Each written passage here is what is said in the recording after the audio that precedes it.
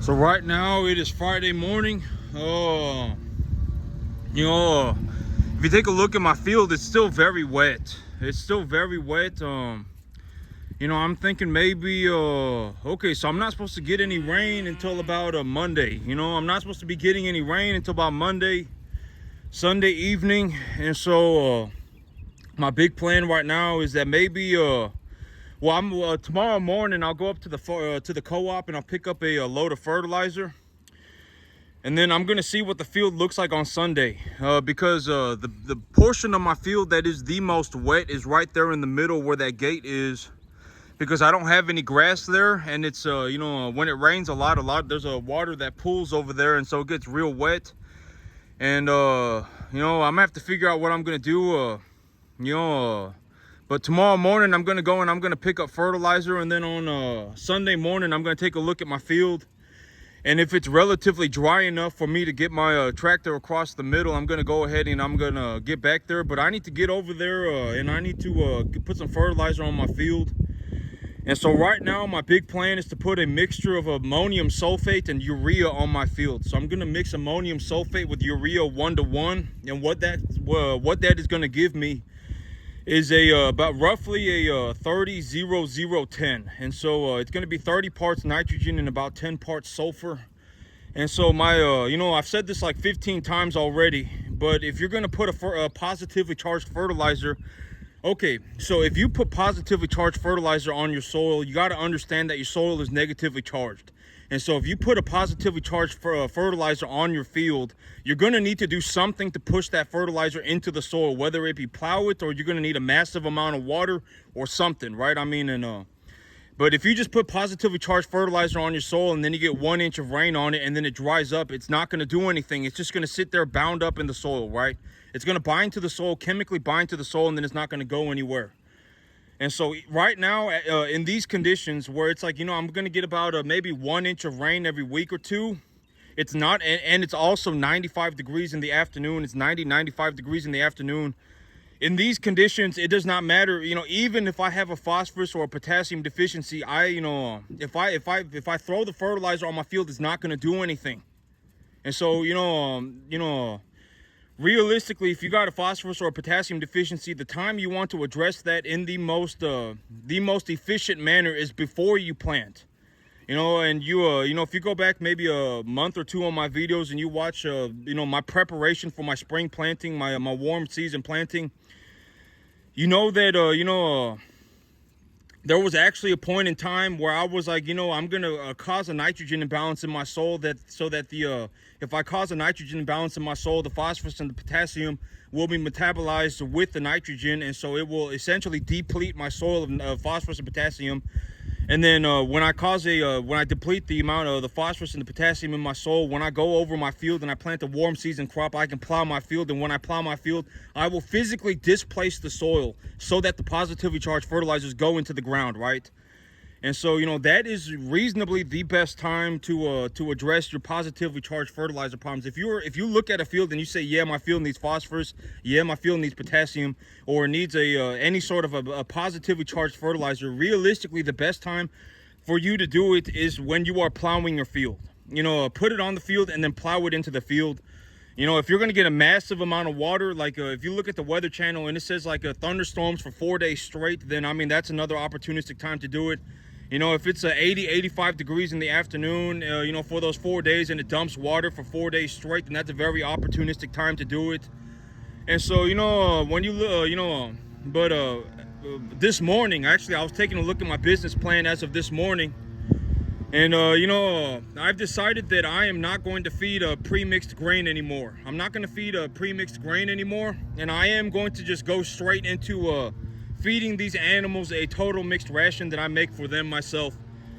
And so as of right now, the big plan is I'm gonna, because here's the thing, is that if I take a look at the markets, if I keep my eyes on the commodity markets, and, I just keep my eyes on the commodity markets, I can actually find below market average deals, right? I can find below market average deals, and, if I find a below market average deal, it's gonna cost me like, per tonnage of feed. It's going to cost me like You know, even after like the discard and everything. But here's the thing, it's like, you know, if I think my animals are going to throw a lot of the feed away, I can do things like feed them square bales, right? If I bring in large square bales, I can flake the square bales and I can feed them the flakes. I don't need to give them round bales. Usually the best time to feed round bales is when it's really hot and very dry outside. That's usually the best time. And so, like if I genuinely believe that my animals are going to waste a lot of their food, and this is also a very good time, this is actually good information as well. Like if you think that it's going to rain a lot, I've already said that if you leave bales of soybeans, and if you leave bales like that outside, round bales outside for the animals to eat, if you leave round bales like that outside for the animals to eat, if it starts raining, the bales are gonna get wet, and when they get wet, they'll start to mold, right? And that's not good for the animals. But if you have like a barn, like me, I have a barn. If you get square bales, you can actually stack the square bales up in the barn. And if I just put if I get like they're called 4x4 bales. They're the real big square bales. 4x4x8. They usually weigh somewhere around 1,500 pounds, 12 to 1,500 pounds, 1,200 to 1,500 pounds. And for soybeans, they can even go up to 1,800 pounds a bale each. But you can stack them up. You can stack up like a year's worth of hay. And like if you got a small little carport, a small little one, and it's about 14 feet tall, and it doesn't have to be very large. You can stack up enough bales to legitimately feed I could legitimately stack up enough bales to feed all of these animals, for like an entire year. In like one little portion of my square barn, one portion of my tractor barn. And so, if you well, me personally, this is how, because this is how I do it. If I believe that it's gonna be if I believe that I need to put feed away, if I see an opportunistic time to put feed away, right? If I see an opportunistic time, I'm like, I've been taking a look at the markets, and I got this hay over here that's it's under market average. And and it's good quality hay. It's a hay that I would feed to my animals free choice. And if I take a look at the markets and I see that opportunity, but I'm like, the weather's not very good. I do not I don't want to leave round bales out for these animals, because if I leave round bales out for these animals, they will the hay will go bad, right? The round bales will go bad. And so if I'm in that scenario, the way that I solve that problem is to buy square bales. Because if you buy square bales, you can stack them up. You can stack up round bales too. Like you can put them on their side and stack them up, but it's kind of a pain. It's just kind of a pain to do that. And then if you want to feed the animals, you got to give them the round bales one at a time, or you got to drop that bale into like a feed grinder, and then and then you gotta dump it out for them, and that's also kind of a pain.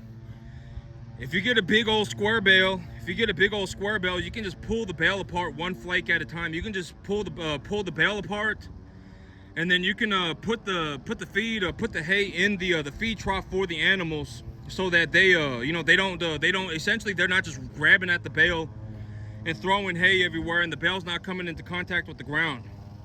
And so tomorrow I'm gonna go and I'm gonna pick up fertilizer. And with the current weather conditions where they are right now, it doesn't matter. Even if I want to put positively charged fertilizer on my field, I can't do it. And like if let's say you do have a positively charged, let's say like you look at your field and you take a look at your plants and you say, I do have a potassium deficiency. Let's say like if in this situation, if you actually do have a potassium deficiency, it's going to be very hard for you. It's going to be very hard for you to correct that potassium problem, because your soil's going to dry out very quickly. And you're not going to have enough moisture. And if you do want to put that potassium into your soil, you're going to need to plow it.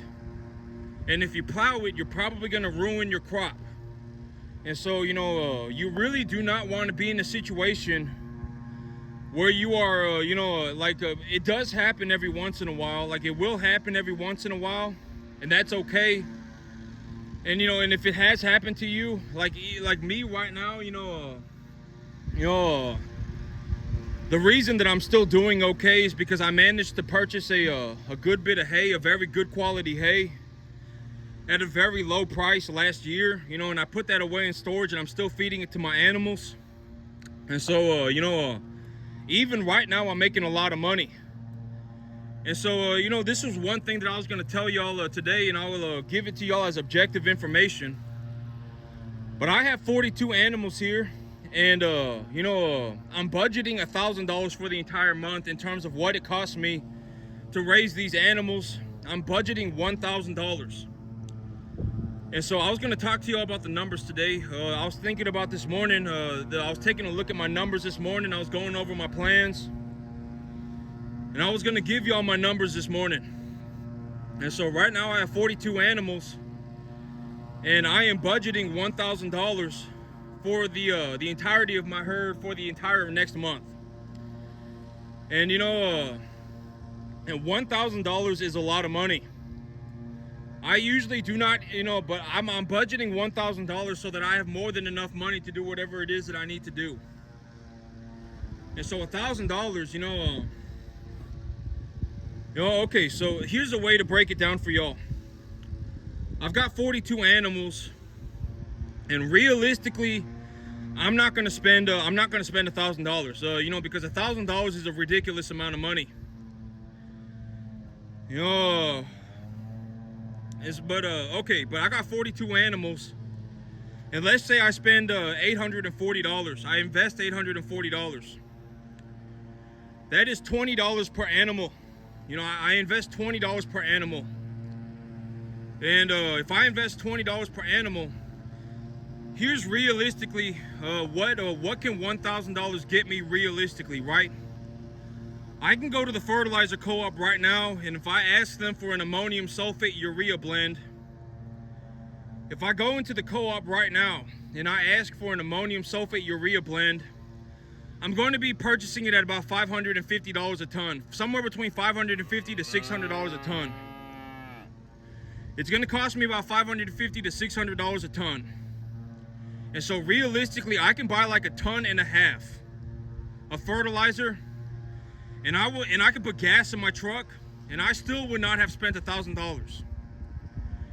An ammonium sulfate urea blend per 100 pounds of fertilizer is 30 pounds of nitrogen and about 30 pounds of nitrogen and about 10 pounds of sulfur. So if I have 2,000 pounds and I need to put that 2,000 pounds over 10 acres, then I'm putting 200 pounds an acre. That is roughly 60 pounds of nitrogen and 20 pounds of sulfur per acre. A massive amount of nitrogen and a massive amount of sulfur. Like if my plan is to put fertilizer on my field every month, I'm going to diagnose my field and put fertilizer on my field once a month. 60 pounds of nitrogen and 20 pounds of sulfur is a massive amount of fertilizer. If I'm going to do that every month, that is like putting 720 pounds of nitrogen on my field. That is a lot of fertilizer. I do not put 720 pounds of fertilizer. I do not put 720 pounds of nitrogen on my field ever. I have not done that one time in my entire life. I have not put 720 pounds of nitrogen on my field in 1 year. I have not done that one time ever in my entire life. Even half of that amount is pushing it to the top end, right? And so this is what I'm saying by $1,000. $1,000 is a lot of money. I do not invest even $1,000 but here's the thing. It's like if I go to the co-op, right, and I purchase a 1 ton of fertilizer, if I've budgeted $1,000 for the month, and I go to the co-op and I purchase fertilizer, and I purchase $550, $600 worth of fertilizer, and I say, you know what, I still have $400 left over for the month, and I'm on like the last 2 weeks of the month. At that point, I'll just go and buy something. I'll go and buy something for the animals. I'll go and buy them some grain feed. You know, I'll give them some, I'll give them some grain feed. I'll do something for the animals, right? I'll do something for them. I'll just let them have it. And here's the thing, you know, grain feed, it's like, you know, roughly I make my money back. You know, if the animals are at about 400 or 500 pounds, if I feed them grain feed, roughly I make my money back, you know, just about. And so, like, you know, like when I'm looking at the markets, you know, I talked about this yesterday, but when I'm looking at the commodity markets, if I see an opportunity to buy some very high quality feed and I get a very good price on it, I do not look at it like I'm spending money. I'm not spending money. I am investing capital to make a positive return.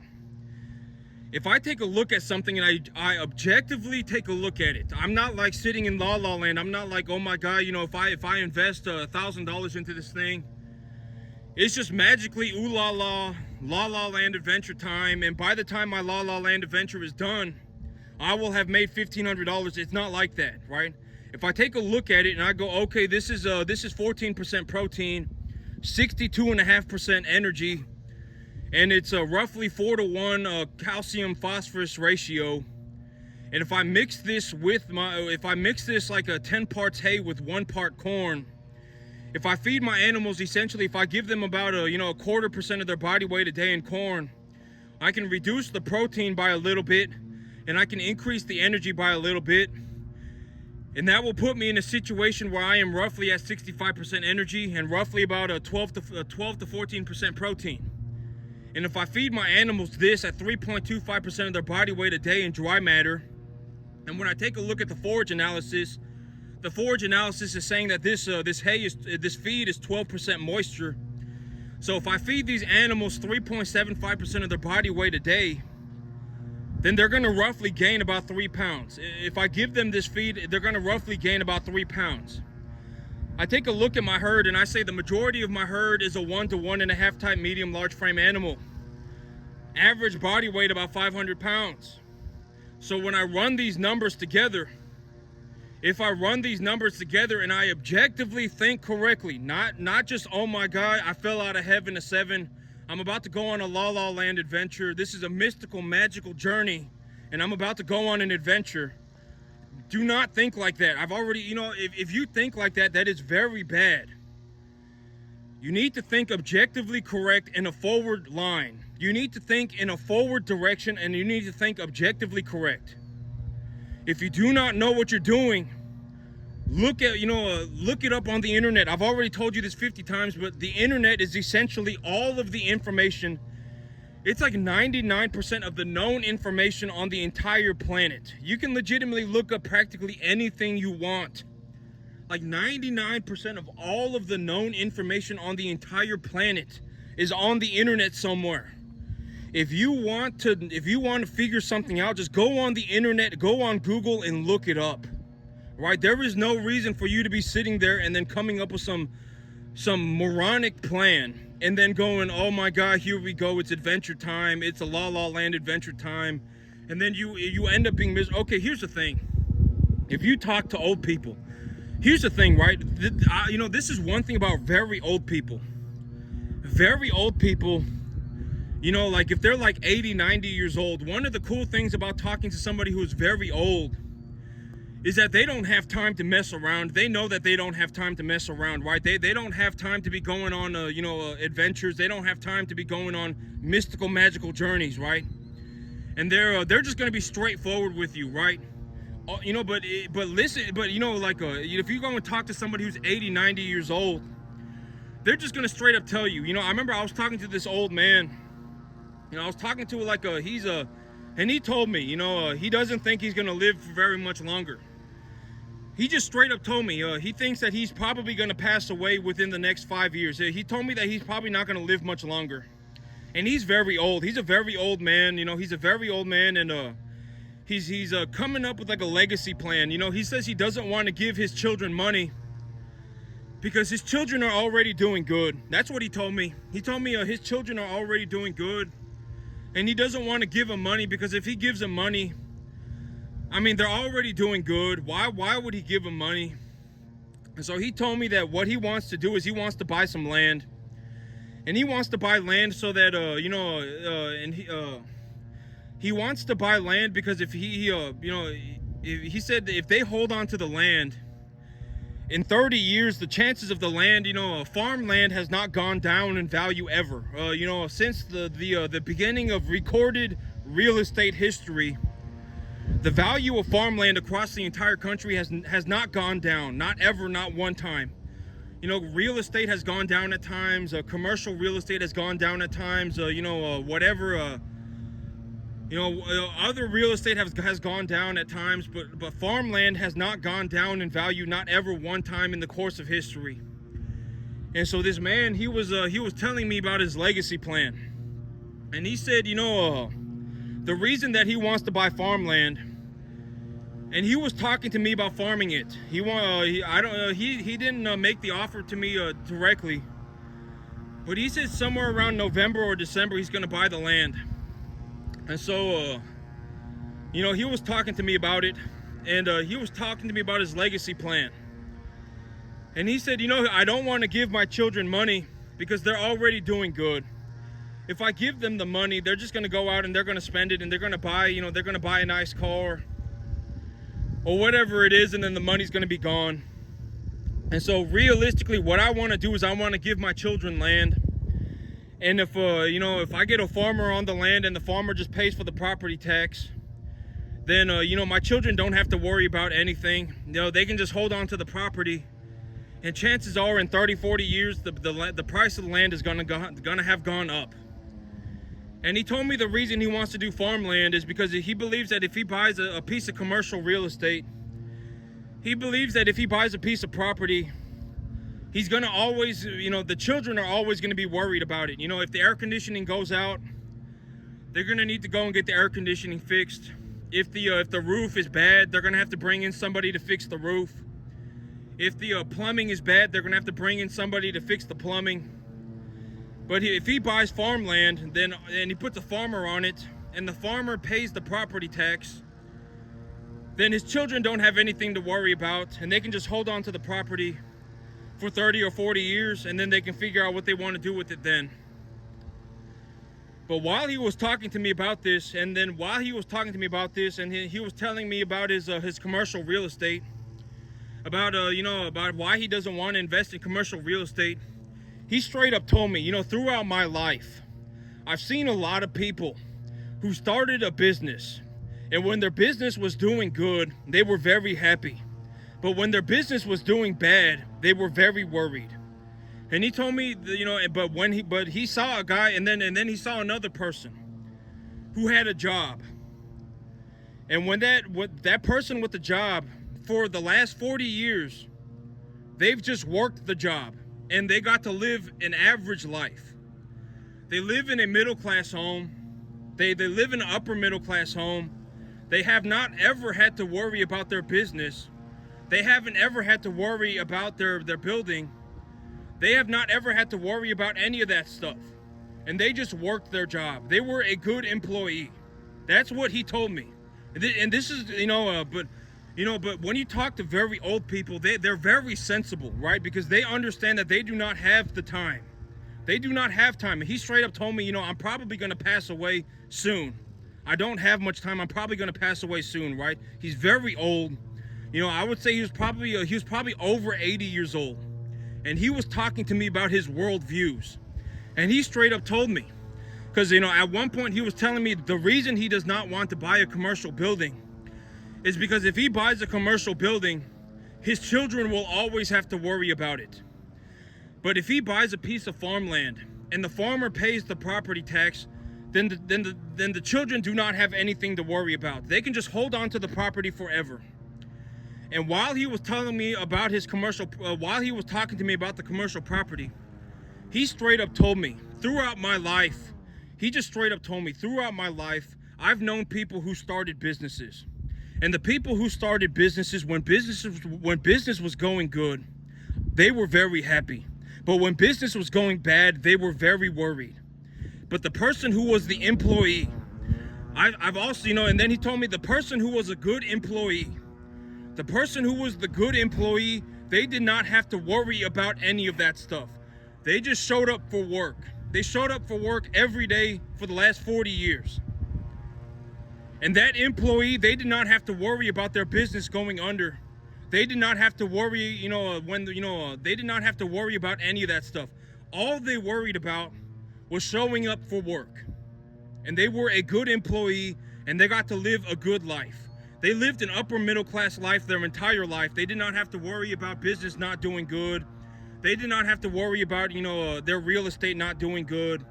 They didn't have to worry about any of that stuff. And that was what more that he wanted for his children. He did not want his children to have to worry.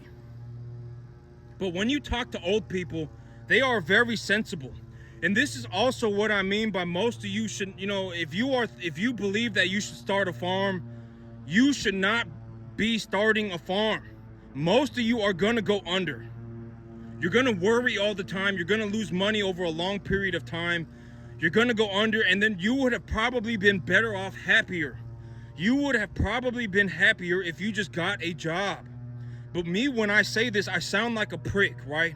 Because, and it's like, especially if you watch me as a business owner, you're not going to understand what it took me to get here. I had to legitimately work like 15 hours a day for 15 years straight, and all I do every single day, 7 days a week, is work. Are you sure that that is what you want for yourself?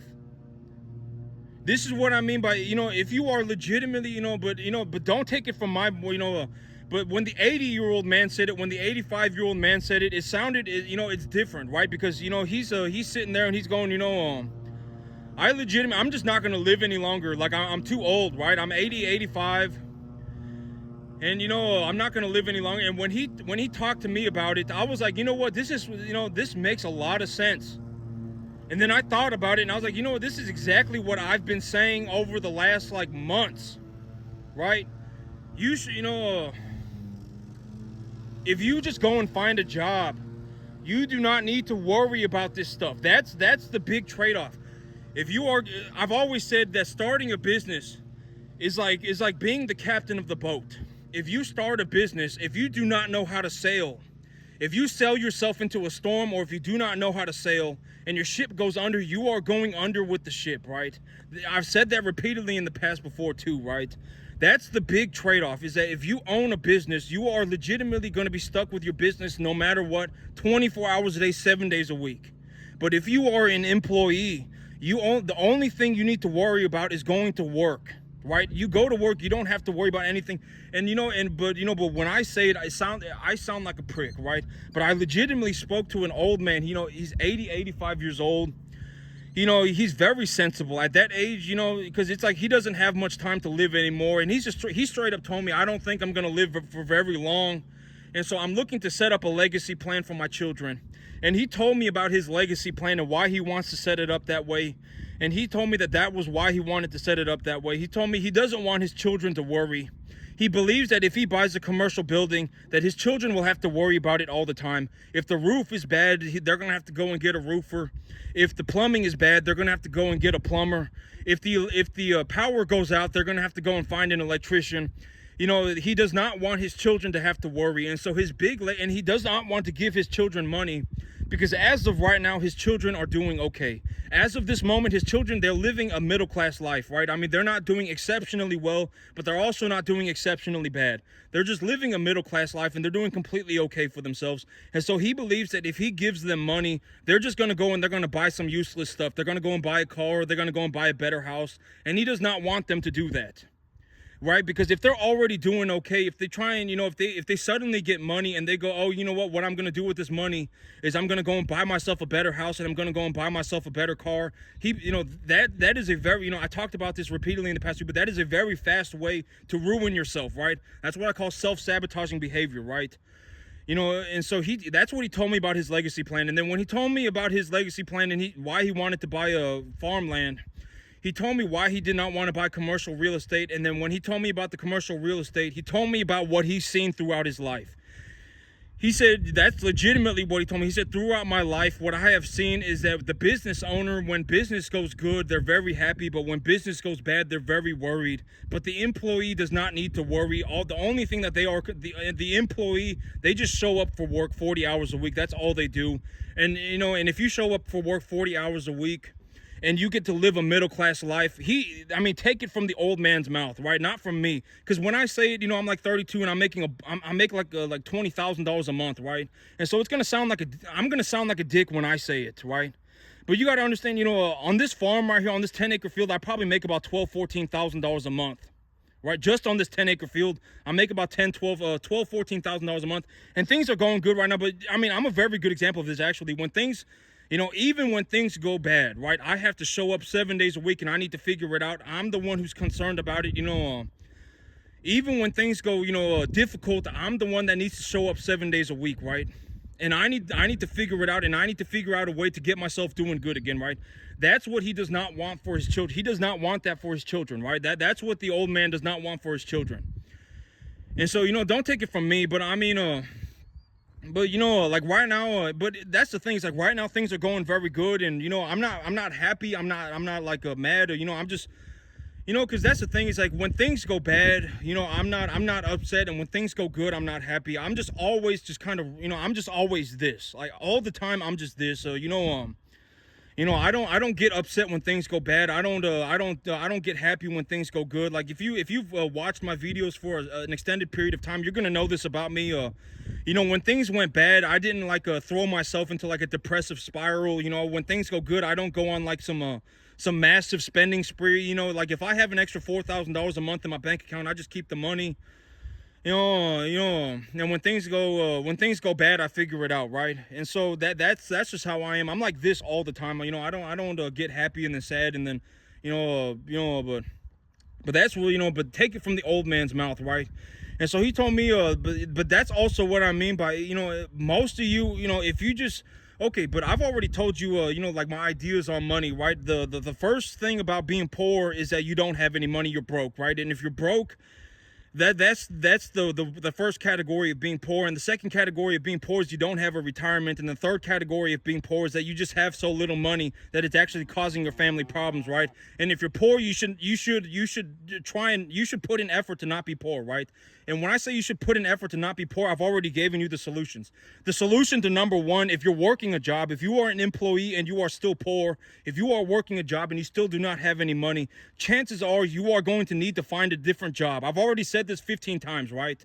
If you are in category number one of being poor, you are poor, you do not have any money, the chances of you not becoming poor by just working more hours at the job that you are at is more than likely not going to happen. You need to find a way to get a different job that pays you more money. That's step number one. You know, that's how to overcome category number one of poorness.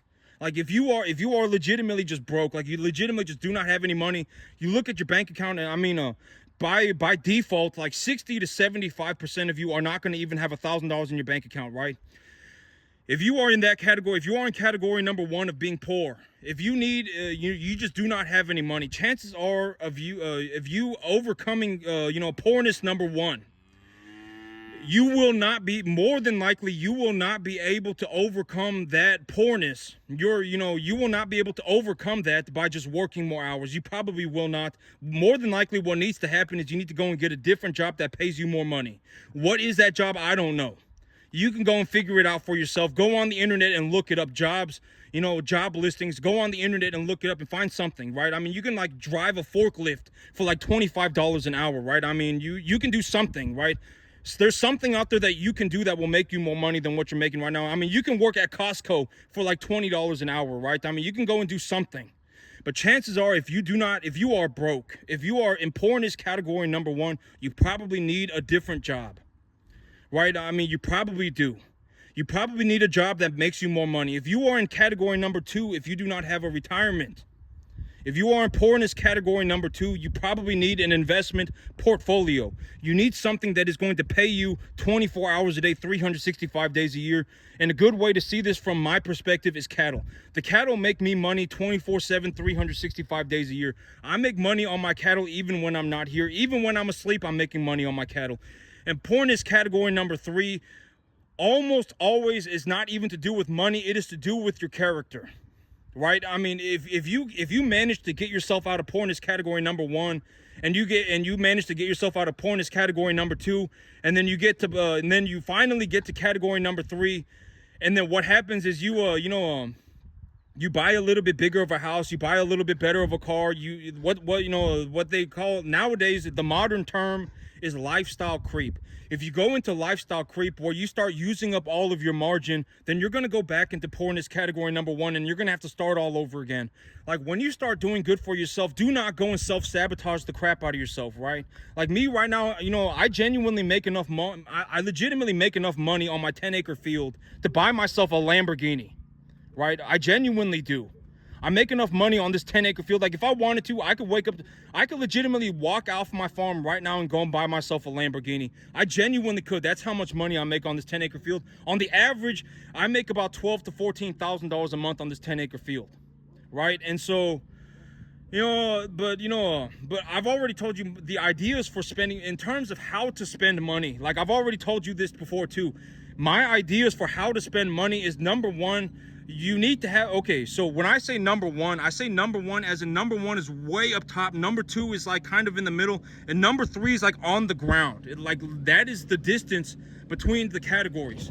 And in category number one, the thing that I the thing that I spend the most money on, the thing that I spend the most money on are appreciable tax-deductible assets.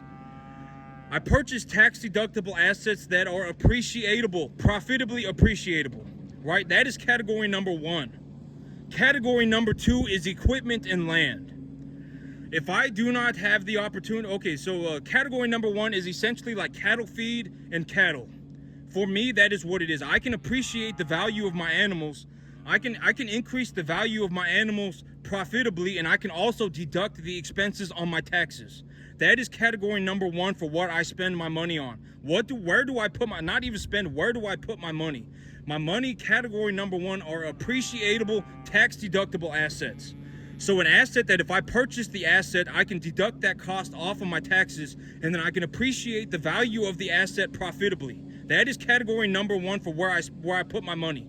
Category number two is stuff like real estate, right? Real estate is like, if I have more land, I can put cattle on the land, and that will make me more money, right? Because, if I do not need more land, then I will not purchase more land. If I have the capacity to run more cattle on the land that I have right now, I will just purchase more cattle. I will not go and purchase more land. But category number two is real estate, right? And real estate, it's, and that is, category number two. And then category number three on the very bottom is if I genuinely put in the most effort that I possibly could. Like, I legitimately did the best that I could. I bought as many cattle as I could. I am legitimately working balls to the wall. And I have purchased as many cattle as I could. And I am like on a giant piece of real estate. And I am legitimately just going as hard as I can, running as many cattle as I can. And I have a giant piece of land. And I have the equipment. I have all the equipment that I need. At that point, if I still have money left over, then I will go and buy myself the things like the nicer car. I will take that money and then I will go and buy myself the nicer house, right? At that point, I will do it. But I'm not going to take money away from category number one and category number two to go and spend money on category number three. I will always prefer to put my money into category number one and then category number two and then category number three, always. If I can buy more cattle, I will buy more cattle. If I cannot buy more cattle because I need more land, then I will buy more land and then buy more cattle.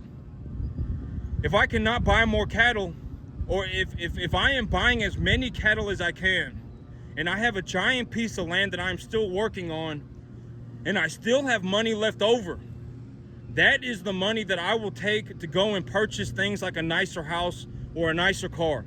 I do not take money out of category number one to go to category number two, and I do not take money out of category number one to go to category number three, and I do not take money out of category number two to go into category number three, ever. I always go in that order.